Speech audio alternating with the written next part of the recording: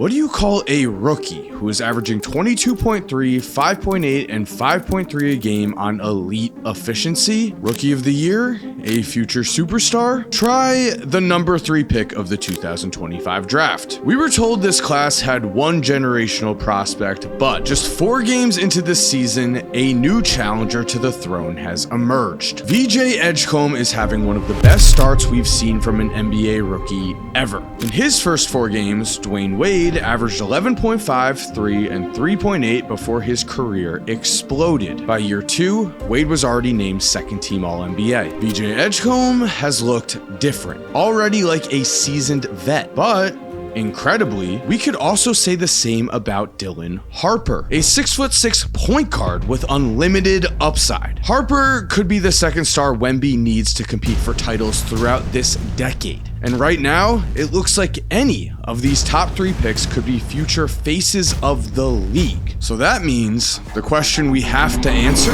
can we figure out who is going to grab that crown?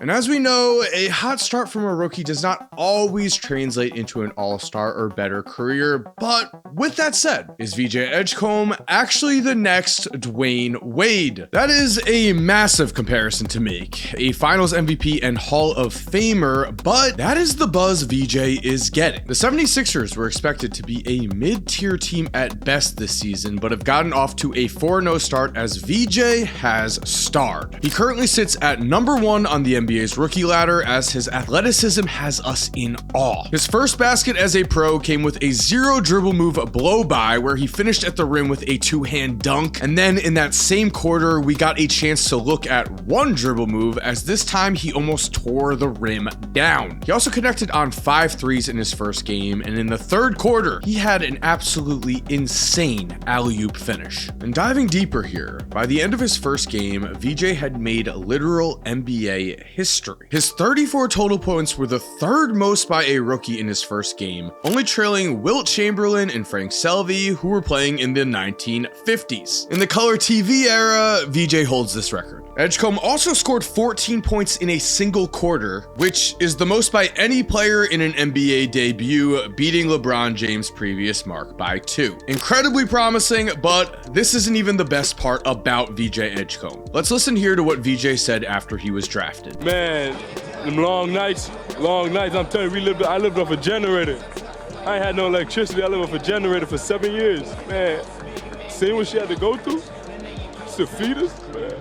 VJ's mom's sacrifice for her family has given him the motivation to outwork everyone. As for his current confidence, I don't think I'm the best athlete in the class, if you ask me. I can jump as high as anybody in here, run as fast as anybody in there. Love that. VJ comes from the Bahamas where, in his own words, opportunities are rare and are never taken for granted. We have seen his work ethic in full display. He rose from the 153rd overall recruit in 2023 to the 4th overall recruit by the end of his senior season. Then, after 1 year where he set the Baylor freshman record for most steals in a single season, VJ became the number 3 overall pick, and right now his self-belief is through the roof. Before the season began, he said on Paul George's podcast, for the year, rookie of the year, definitely want to win rookie of the year, man. You know, that would be amazing. I also want to be an all defensive team. You know, they're going to think it's hard for a rookie, but I don't think it's going to be hard for me. Big words, a big self-belief, and big time athleticism. Everything is there for VJ Edgecombe to step into stardom. But while this is impressive, will another guard surpass him as the best in his own draft class? Because if Cooper Flagg did not exist, Dylan Harper would have been the consensus number 1 pick of the 2025 draft. At 6'6" in shoes with a 6'10" wingspan, Dylan Harper has elite height for a point guard, and he also has the type of numbers that scream potential star. In his 1 season at Rutgers, Harper averaged 19.4 points, 4.6 rebounds, and 4 assists per game on 58.7% true shooting. He was a floor leader, lead scorer, and a man with the clutch gene. Here we go. End to end.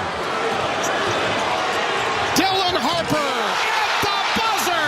Hello, how do you do? Harper is in many ways the opposite of VJ. While VJ thrives off of athleticism, Harper sets the pace of games. We've seen that big point guards that do this can succeed at the highest of levels. Point Luka plays like an MVP. Cade Cunningham looks like a future star. Dylan Harper could be up next. And we saw just how dominant he could be against the Brooklyn Nets when Dylan finished with 20 points, 6 rebounds, and 8 assists. And as we watch here, on his first basket, he demonstrated advanced control and footwork along with a very nice finish at the rim on an and one. His court vision is exceptional. I love this pass here as Wemby hits with a ghost screen, slips, and Noah Clowney takes just one micro step towards the basket and Dylan immediately feeds the corner shooter. Throughout this entire game, Harper was very active in transition, but I want to point out his finishing package. On this layup, he showcased a slow step that shows us he's just way ahead of most rookie point guards. Then we have the fourth quarter, lights are the brightest, close game, and another in his bag finish. Overall, Dylan Harper was a massive part of this win. He shot 8 of 11 from the field. He is a rookie who looks like a year 4 player already. Only there is a big difference between VJ and Dylan, and that is minutes. Both are on teams with playoff aspirations, but with Stephon Castle and Devin Vassell in his way, and with De'Aaron Fox coming back somewhat soon, Dylan Harper has come off the bench early, but in the minutes that he's played, he's truly shined. 14.8 points, 5.3 rebounds, and 4.8 assists per game in only 26 minutes are not stats we should be overlooking. But you may find these words from Steph Curry just as impressive. Dylan was funny because I think he guarded me in a couple the pickup runs we had. I might not have scored on him. And I think he was mic'd up for something, and I think he knew he was counting my stats. Like, you love that competitiveness because, you know, they're there to get better. Steph was right, and we have to respect this. Told you, I got Steph. He ain't had no points on me. Make sure y'all put them clips on while playing defense on him. Slide, step, hand. My only job today was to make sure Steph did not score on me, and I did that. I should be in the league. Defensive stopper.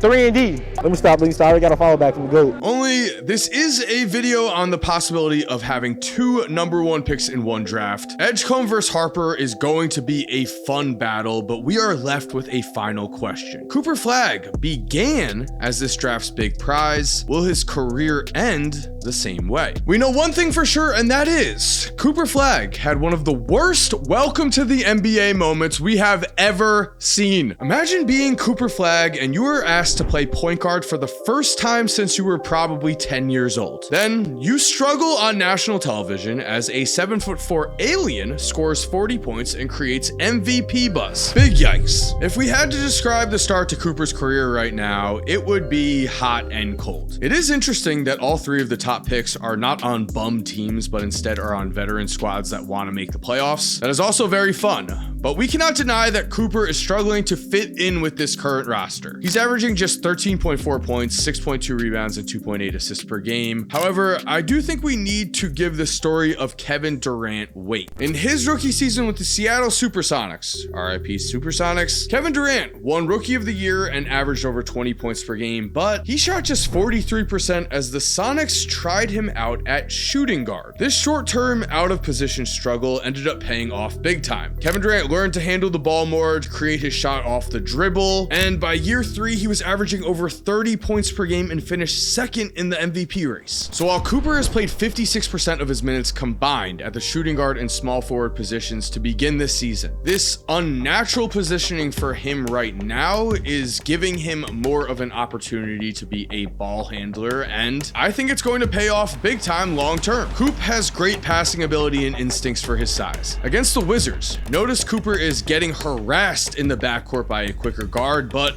he makes it work. He showcases his dribble moves and then his passing vision, ending with a lively dunk. Then we see his true versatility. He's the screener, he catches out of the screen and boom, finds a corner shooter open 3. Coop has the reputation of an old school player, but I mean, what a spin move here. And for these final 2 plays, let's jump to the Pacers game where he shows us some big body finishes. First of all, Get off of me, sir. Second of all, against Mac McClung, we see the finish and then we see the trash talk that we all love. In college, Coop was not only National Player of the Year, but he followed a trend that he has shown throughout his basketball career. He starts off slow, adjusts to the game, and ends up as the best player out there. In his first 10 college games, Cooper was underwhelming. 15.9 points on only 42.9% shooting and 22.2% shooting from three. But in his final 21 regular season games, he upped those numbers to 21.1 points, had more assists per game, and his shooting numbers jumped up to 52.5% from the field and 44.9% from three. It was with those stats that he became one of just 4 freshmen in NCAA history, along with Kevin Durant, Anthony Davis, and Zion Williamson, to win National Player of the Year. So for being honest, right now, of VJ, Harper, and Coop, it has been Coop who has currently been the least impressive, but overall, I have high hopes for all 3 of these players. So there we have it. Thank you for watching. I hope you enjoyed today's video. If you did, I think you're really going to like this video on how Wemby is currently breaking the NBA. If you're already subscribed, thank you so much for supporting. You are awesome, and I hope you have an awesome day, and peace.